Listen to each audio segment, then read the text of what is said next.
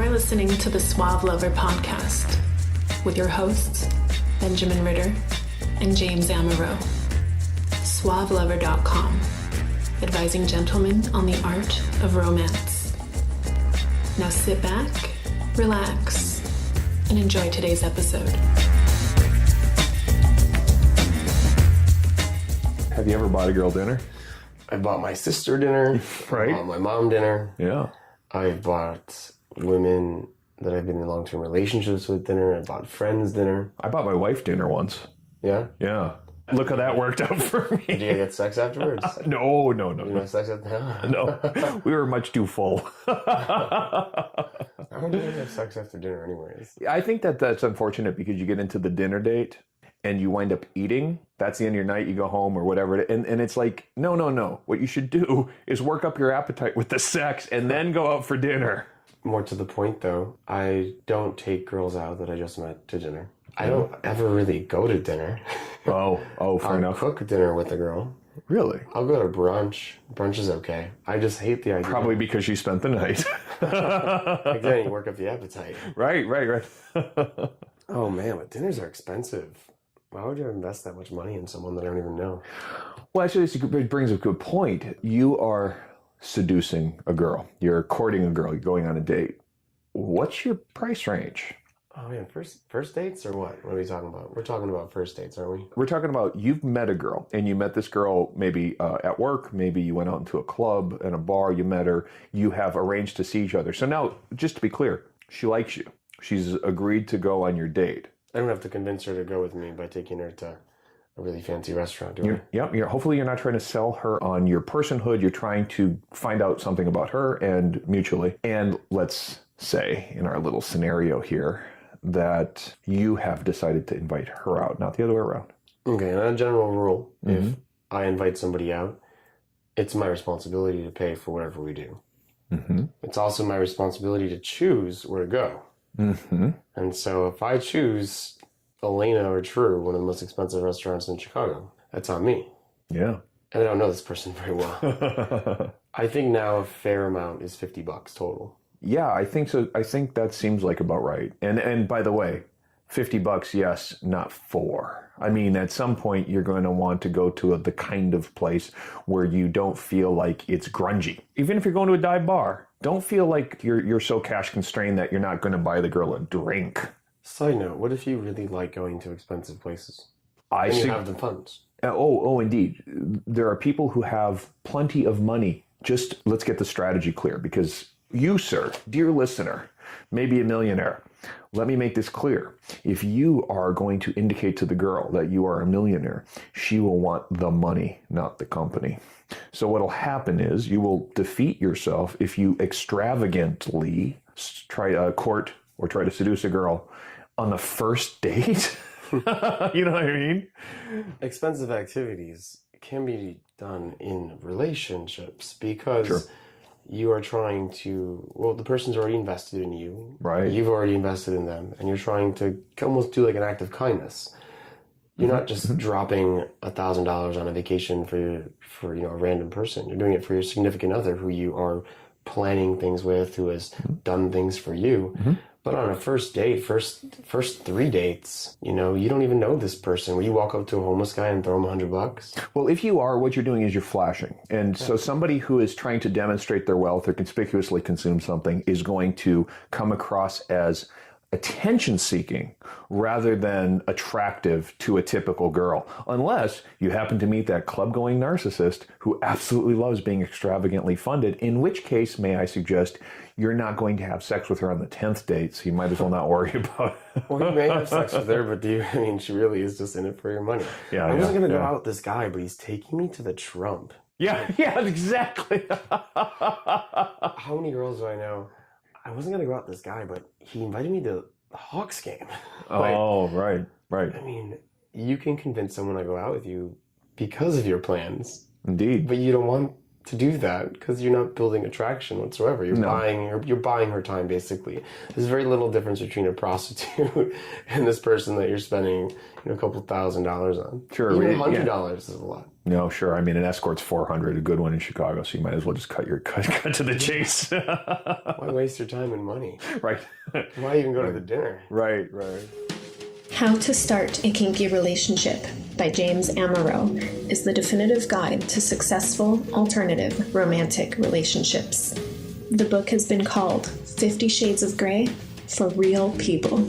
Educational, informative, and irreverent, this book has something to offer anyone who is curious and sexually adventurous. Get your copy of How to Start a Kinky Relationship by James Amaro at Amazon.com or in select bookstores today. I think there's a very good principle, which is don't buy a girl a drink. It's a very basic pickup principle, but the problem, I think, is that some guys misinterpret what that means. Here's what it means. You meet a stranger at a bar. She's going to test you to see what you're made of. Hey, stranger at a bar who I've known for 10 seconds, buy me a drink. And that's a test. And they literally ask that. Yeah, of course. they may do it a little bit under the radar, but I've heard girls just go out and be like, how many drinks can we get tonight? Yep. And they will go to a guy and say, so you're going to buy me a drink? Yeah. Like within the first 10 seconds of an interaction. Yep. Oh my God.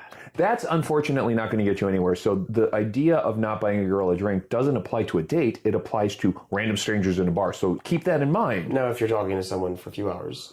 Yes. And she doesn't know what to say anymore, and she wants to spend more time with you. So she suggests to go to the bar. You can purchase her drink for her, but you don't want to have her ask for you to buy her a drink. Right. You're not buying someone's time. You are just involving it in the interaction. And I mean, I think your principle is, which is good. If you're initiating, then you take care of the details because $20-$30 is a detail. Don't make it a production. Look, I don't want you to worry about anything tonight. Just enjoy our time together. You're not going crazy. You're getting a cocktail at a bar. Maybe a nice little, maybe live music is going on. Sure. By the way, what do you say? What's your disclaimer? I don't expect you to put out for the price of dinner. So if you go and buy a girl, you offer to pay or you insist on paying even, you're going to make it clear that you're not trying to get her to feel obligated to have sex with you. And the reason that you're going to say this is more than anything you make a joke of it because it's a cultural trope. Oh, he bought me dinner and so he thinks I'm going to fuck him for dinner. No, what you're trying to do is make it clear, I want to spend time with you. I like your company. And at the same time, I don't have the weird expectation that some people seem to have that dinner entitles me to fuck you. I've actually heard a girl say that before. What's that? She came home from a date or something, and she's like, well, he was fun, and he bought me dinner. And so she fucked him.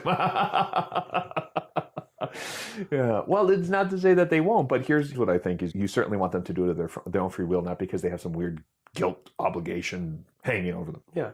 And even if she insists, let me pay for this, or let me get half, or... She's a liberated woman who would do it for sure.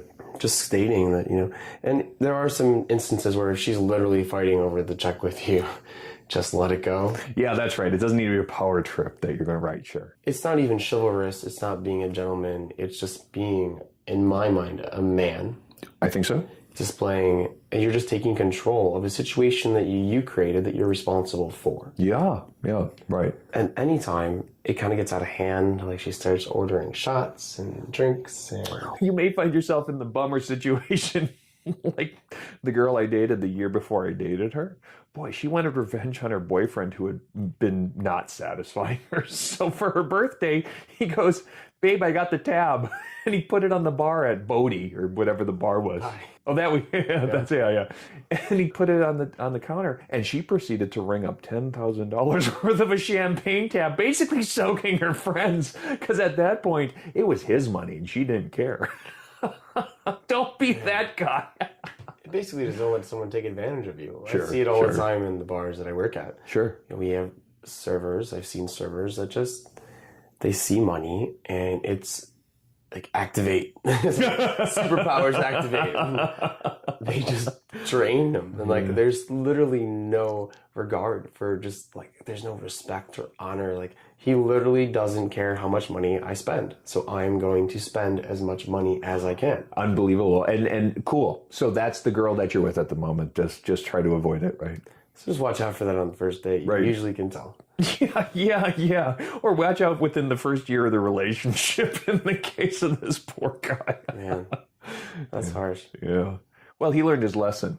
He learned that the upstairs neighbor would proceed to fuck his girl before too long. Without having to buy her dinner. Yeah, I think I tried that once. It didn't work out too well. This is a pretty hot topic. You pretty much can start a conversation with any group of girls and go, what do you guys think about paying for the first date? Yeah. Because everyone tends to have a different little spin on it. Sure. And thought, depending on how they grew up. I know girls that expect the guy to always pay. Yeah. I know guys that also expect to always pay. Yeah. I know girls that will never let a guy pay for them. Right. I know a guy that will never pay for a girl because he's so horribly, scarred from that girl he used to date. Right.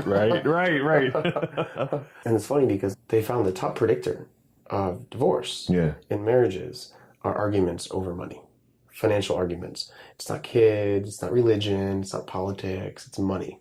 I gotta say that surprises me, possibly because the wife and I had an understanding when we were together that she handled the money. So I can see situations where you have separate accounts, you're not happy where that person spent money on something, you have a different belief about money, you're a saver versus a spender. I can see a real basic source of conflict happening. It's my property, it's my livelihood. Right. You're not respecting it, you're not responsible. I'm the earner and you seem to spend it all. That I can see happening.